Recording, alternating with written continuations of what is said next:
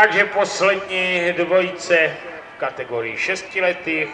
Klisna Evelyn, v jejím sedle Petra Masárová, spolek jezdecký klub Caballero.